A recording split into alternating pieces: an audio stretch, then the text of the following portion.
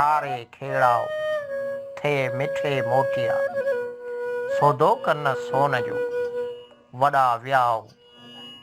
मोती जे महिराण जा तन जा तामाओ, साम्हूं ॾी साऊ लंका लूपे आया। सुर सामूंडी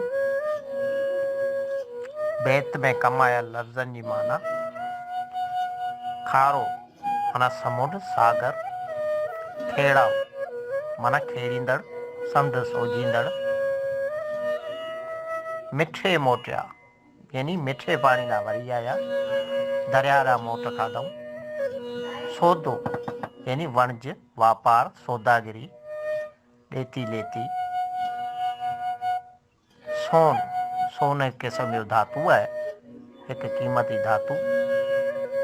मोती यानी माणक हीरा जवाहिर। महिराण माना दरिया नदी। तामाओ यानी तलब कंदड़ घुरजाओ आसरो कंदड़। सामूंडी यानी समुंड वारा।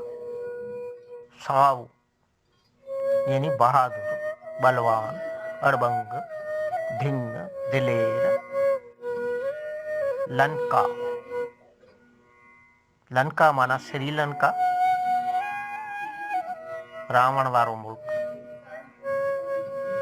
जेको महाभारत जे किस्से में मशहूर आहे। लूपे आया यानी सोझे आया, ॾिसी आया, खेड़े आया, जांचे जूचे आया, घुमी फिरी आया। बैत जो मतिलब है सम्झाणी यानी खारे जे खेड़ाओ खारो खेड़े समुंड मां थी घुमी फिरी वरी दरिया ॾांहुं मोटी आया। उहे सोने जो सौदो कोन कंदा आहिनि, उन्हनि खे वॾो वापारु घुरिजे। जेके महिराण जा मोती आहिनि हे उन्हनि जा तलब कंदा, खेनि उन्हनि जी ज़रूरत आहे, उन्हनि जो वापारु कंदा। जेके बेबहा क़ीमती आहिनि, अहिड़ा मोती लालूं हीरा जवाहिर, खेनि उन्हनि जी ज़रूरत आहे। हे वॾा बहादुर सामूंडी वणजारा लंका ॾिसी आया, लंका खां घुमी फिरी आया, पर सोन जो वापारु कोन कयो।